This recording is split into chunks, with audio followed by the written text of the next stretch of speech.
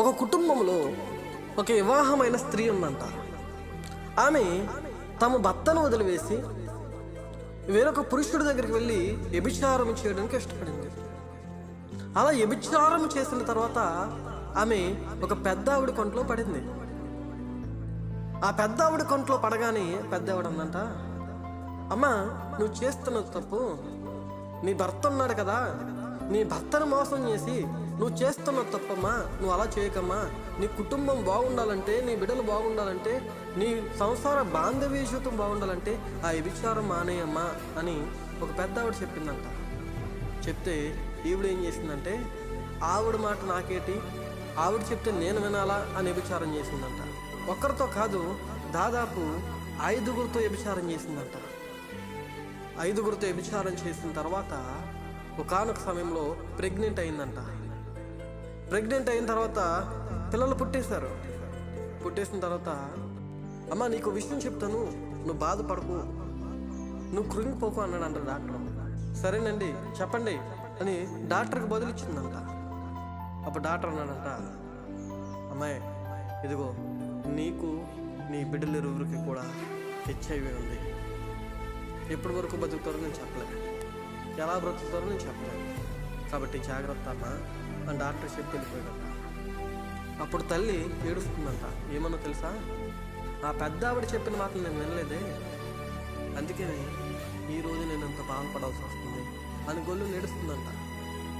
ఆ పెద్ద ఆవిడ చెప్పినప్పుడు నేను ఆ వ్యభిచారమును మానేసి నా భర్త పట్ల ప్రేమను కనపరిచి నేను నా భర్తతో కలిసి ఉంటే బాగుండనే, అలా కలిసి ఉంటే ఈరోజు నేను నా బిడ్డలు కూడా క్షేమంగా ఉందిరే అని ఏడుస్తుందంట.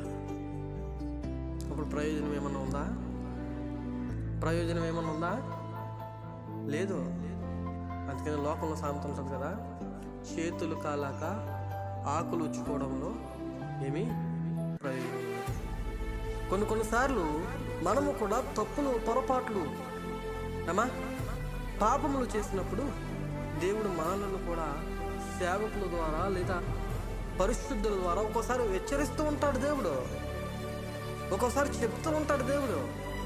వీడి మాటలక్కేటి, వీడి మాట నేను వినవేటి అని ఆలోచించుకొని అని అనుకొని మన ఇష్టసరంగా మనం బ్రతకమనుకో, ఏదో ఒక రోజు మనకి కూడా అటువంటి పరిస్థితే వస్తుంది. ఎందుకంటే దేవుడు కొన్ని సమస్యలు, కొన్ని పరిస్థితులు, కొన్ని బాధలు ఎందు నిమిత్తం పెడుతున్నాడంటే మనము చేసిన తప్పు మనకు తెలియాలని.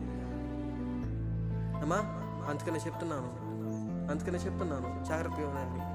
దేవుడు ముందుగానే మన పాపములో పడకముందే, మనం తప్పు మీద తప్పు చేయకముందే దేవుడు మనం సరిచేస్తూ ఉన్నాడు.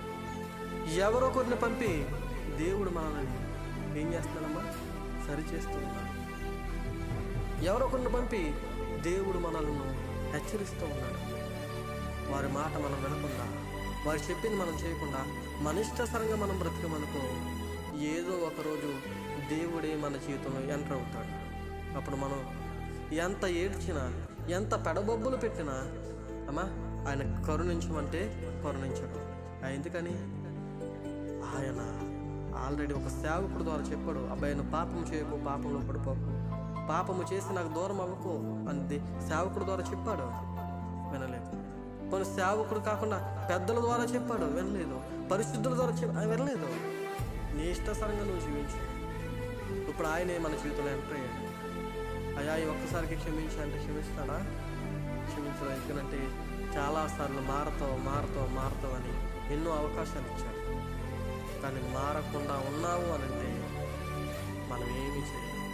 అందుకనే బైబిల్లో మాట్లాడుతుంది ఏమని, పాపమును దాచిపెట్టుకునేవాడు వర్ధిల్లడు, అదే పాపమును ఒప్పుకొని విడిచిపెట్టువాడు కనికరము పొందును.